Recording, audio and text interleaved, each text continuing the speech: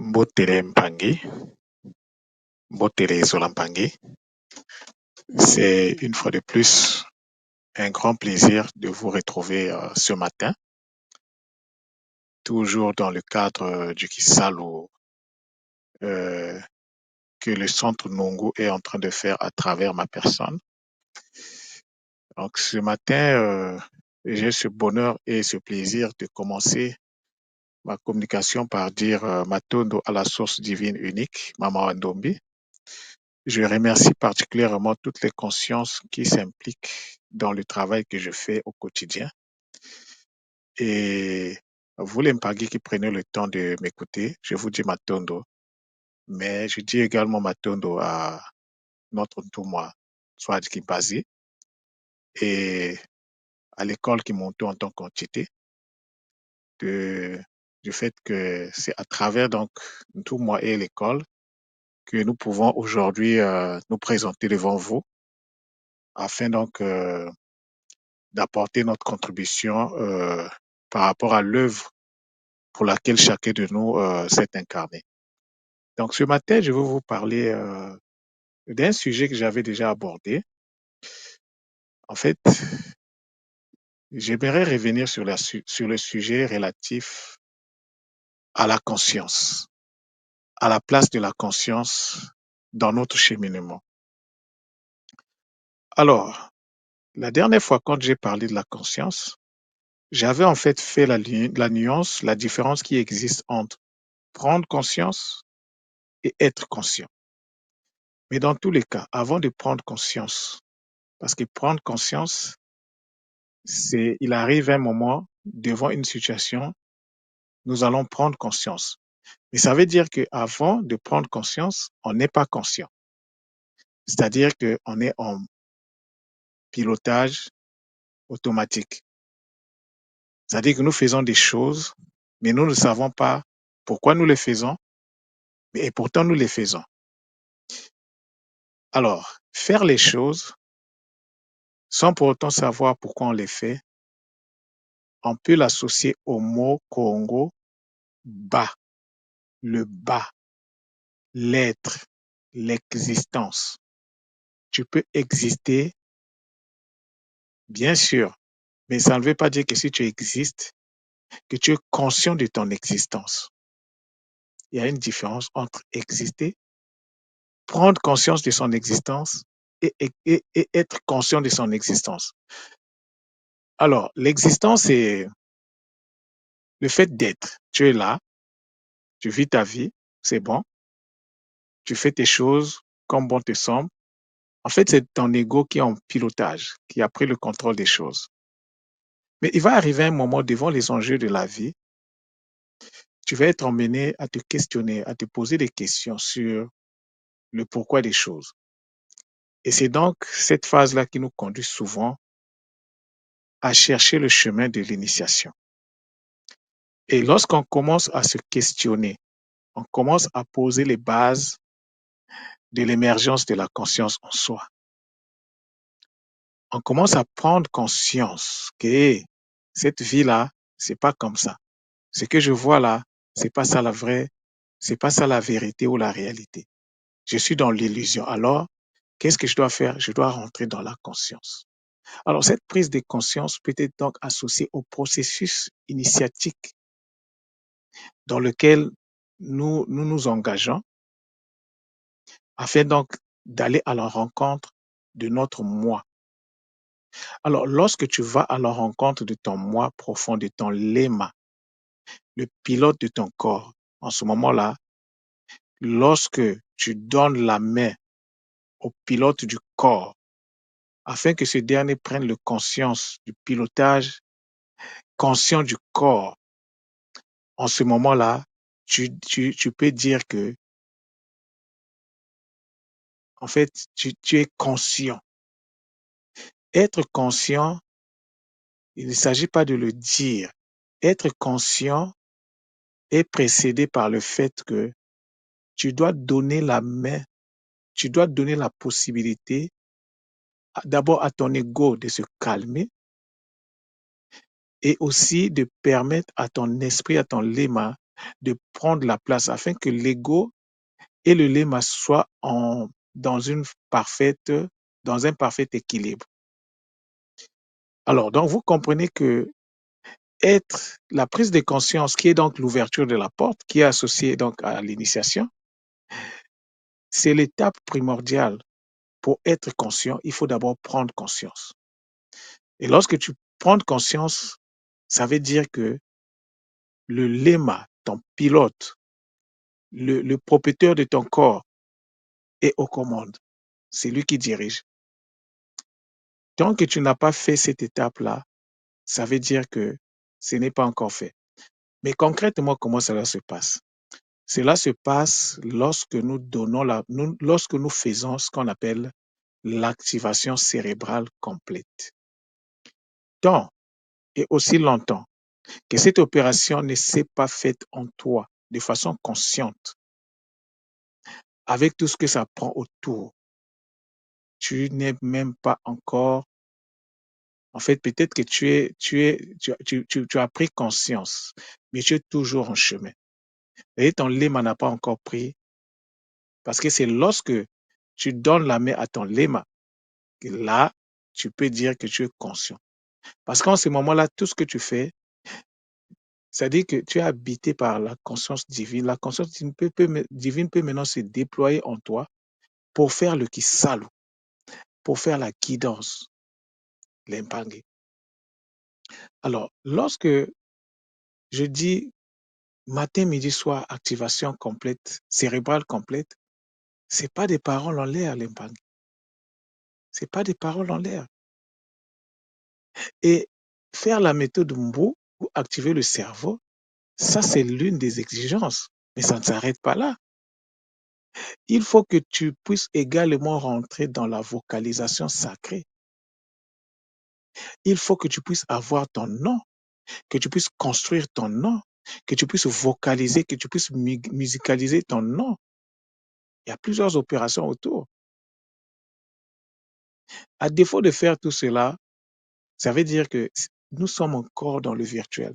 Tant que ces opérations ne sont pas faites de façon consciente, on est encore dans le virtuel. Donc, en ce moment-là, ne nous plaignons pas si nous constatons que les choses n'avancent pas. La nature n'est pas injuste pour faire que nous puissions vivre le déséquilibre alors qu'on a investi dans l'équilibre.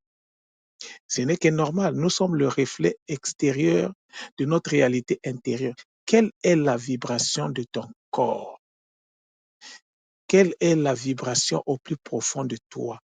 Cela peut se voir par la qualité de la vie que tu mènes. C'est aussi simple que ça. En fait, c'est parce que nous voulons nous compliquer les choses. Si tu veux savoir qui tu es, spirituellement parlant, regarde la vie que tu mènes. C'est aussi simple que ça. Et ce regard-là va te permettre de voir s'il y a des ajustements à faire. Parce qu'il ne s'agit pas de regarder après, de se plaindre, de se morfondre, de pleurer matin, midi, soir. Non. Il s'agit de dire, OK, il y a des choses que je n'ai pas encore mis en place. Lesquelles sont ces choses-là? Et donc, tu mets les choses en place. C'est ça qu'on appelle être conscient.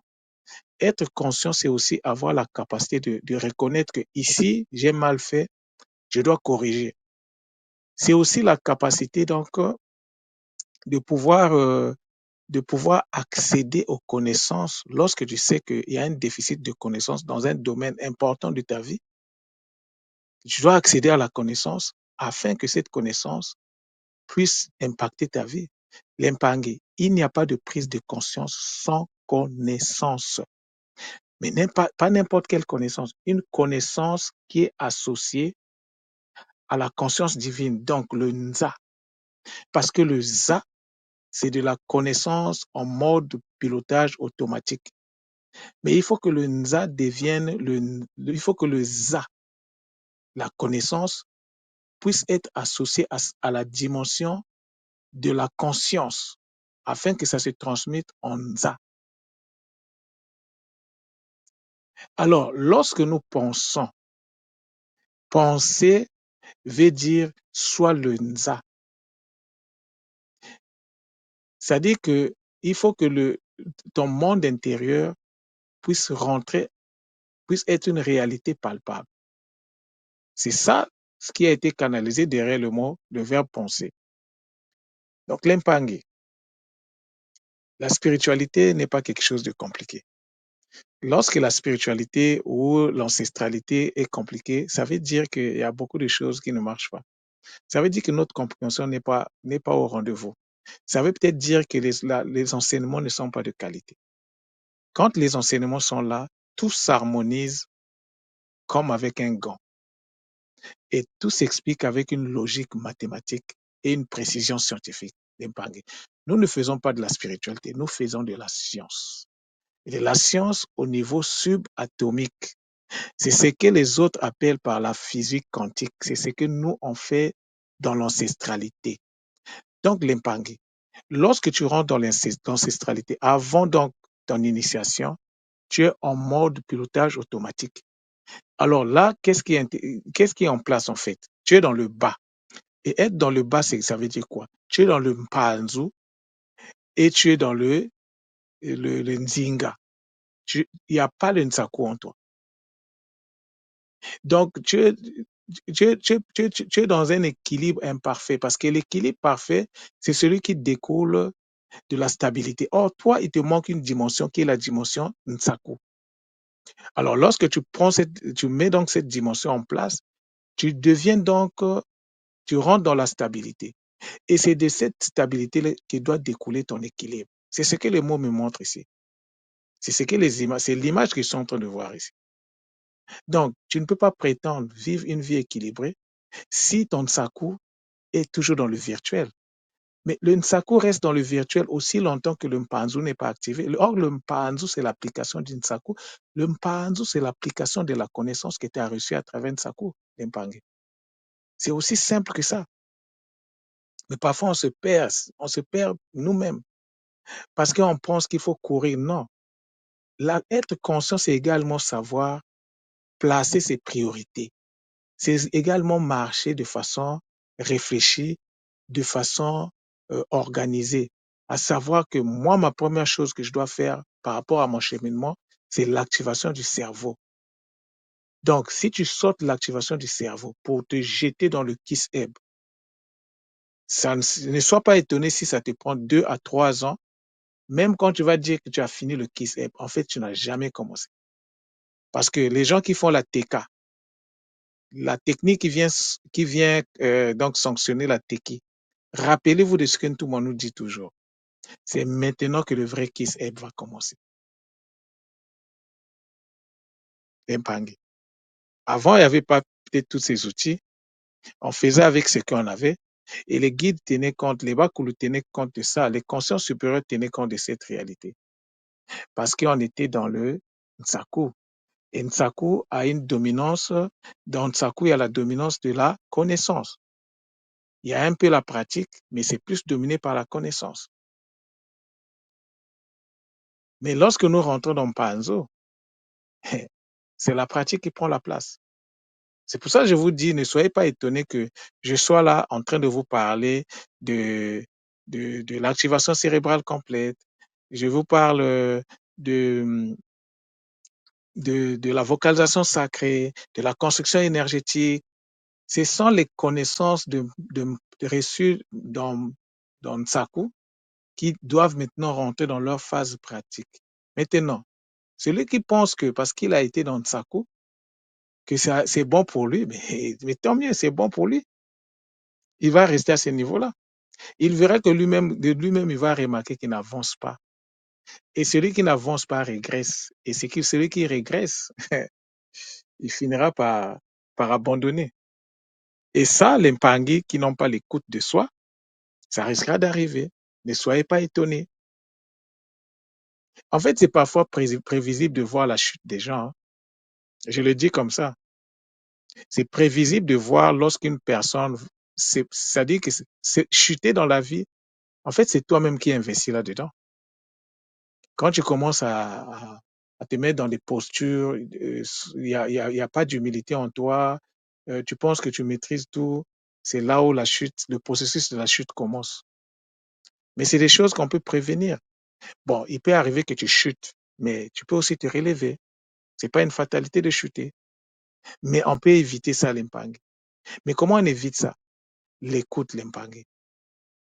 Tu ne peux pas avoir l'écoute si tu n'as pas travaillé, si tu n'es pas dans, si tu n'es pas conscient, si tu n'es pas dans la conscience de soi. La conscience de soi, consiste donc à donner la possibilité au léma de te piloter convenablement.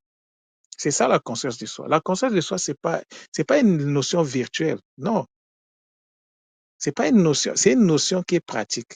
La connaissance, c'est un savoir qui a été pratiqué. C'est-à-dire, la connaissance est le résultat d'un savoir pratiqué. Tu as reçu dans Nsaku, tu pratiques et ça va te donner donc la connaissance. Et ici, c'est magnifique parce que ce matin, non, les Bakoulous sont magnifiques. Depuis quelques jours, je commençais à parler dans mes communications, je vous parlais de bas, de bas, de bas, de bas. Et aujourd'hui, ils m'ont dit, travaille sur bas, les Kibakala et le Kinkento. Moi, actuellement, je ne prends pas les cours, je ne suis pas dans les cours, je ne suis pas dans la formation, mais je travaille là-dessus. Donc, ce matin, j'ai commencé à travailler là-dessus. J'ai déjà fini le Kibakala, j'ai fini le Kinkento. Mais l'Impangue, tout ce que je viens de vous dire là, découle donc, c'est une partie de ce que j'ai dit dans le cours 39 du Kikongo, que je viens de finaliser ce matin. J'ai commencé, j'ai finalisé ce matin. Donc, l'Impangue, la conscience de soi, c'est une notion fondamentale, mais c'est une notion pratique. Il faut rentrer dans la pratique, l'Impangue. Il faut faire l'évaluation de la théorie qu'on a reçue pendant 10 ans. Il faut que ça soit évalué. Donc, la conscience, lorsque vous prenez par exemple le mot bas, parce que c'est ça, avant l'initiation, tout le monde est bas. Mais celui qui a fini l'initiation ou qui devient conscient de soi se transmute en bas. C'est ce qu'on appelle le feu qui permet le fonctionnement de l'univers. Mais toi, tu fais partie de l'univers. Est-ce que tu as ce feu-là en toi? Bas, ça veut dire que tu es conscient de ta capacité de pouvoir accumuler l'énergie qui permet le fonctionnement de l'univers. Ce que l'univers fait, c'est ce que nous devons faire aussi. Donc, le bas doit rentrer dans sa conscience. Et donc, le N renvoie à Nsaku. Le B, c'est Mpanzu. Et Nzinga est symbolisé par le A, l'énergie, parce que c'est la société qui va te donner l'énergie qui va te permettre de fonctionner. Tu ne peux pas c'est-à-dire que le N renvoie également à ce que nous appelle le Kimpv, donc la connexion à soi, la conscience de soi, dans la connexion de soi et à soi. Ça, c'est le N, le Nsaku. Le Mpanzu, c'est le B, c'est la matière. La constante B là, c'est la matière. C'est les outils de travail. Et les outils de travail vont générer quoi? Donc, la conscience plus l'outil de travail, la conscience et l'outil de travail sont au service de Nzinga, donc de la population. Sont au service de...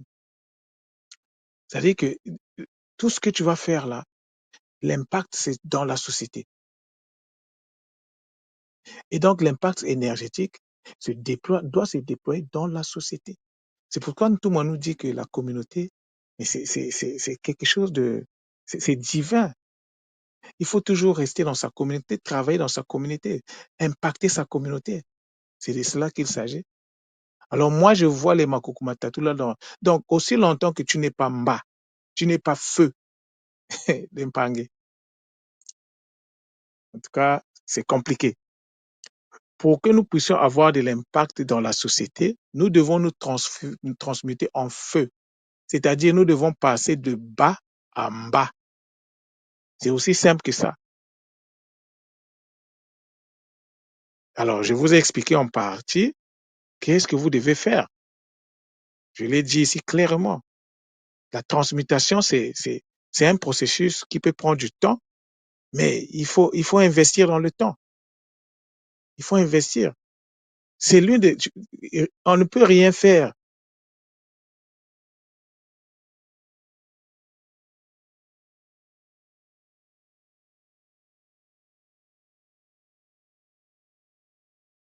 Les hommes, là, les bacala, un bacala qui n'est pas dans l'initiation, en fait, il existe sans exister, en fait.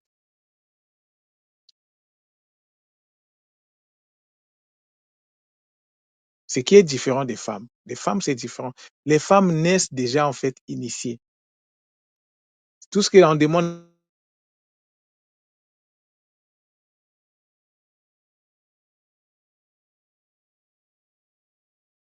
quand je vais finir de faire le travail sur le Kinkento. Mais déjà, ce que j'ai vu, c'est que, et c'est ce qui s'est fait également, c'est pas l'initiation chez la femme, c'est pas la même chose. Et donc, ce n'est pas anodin si vous constatez plus mature que l'homme. C'est normal. C'est même écrit dans le mot Bakala. C'est écrit. Moi, je l'ai vu, je l'ai travaillé sur ça. Donc, l'Empangé, voilà le message que j'avais à vous donner. Alors, au niveau du centre Nongo, les choses sont en train de s'accélérer. Chaque jour est un nouveau départ. Des nouvelles choses sont en train de s'ajouter. Et donc, je vais continuer à m'atteler au sujet de la communication pour vous dire ce que nous sommes en train de faire et les services qui sont en train de se mettre en place. Donc, d'ici là, il y aura d'autres services qui vont s'ajouter, toujours pour vous apporter les outils, les éléments nécessaires. Donc, l'Empangé, soyons conscients d'une chose. Le centre Nungu est là pour nous aider, nous tous, à accéder à la stabilité, pour accéder à l'ancrage. Ancrage qui va nous permettre d'entrer dans l'équilibre. Ce n'est pas l'équilibre qui fait l'ancrage, c'est l'ancrage qui fait l'équilibre. C'est par ces mots puissants que je vous dis Matondo, Matondo, Matondo, Zola, Zola, Zola.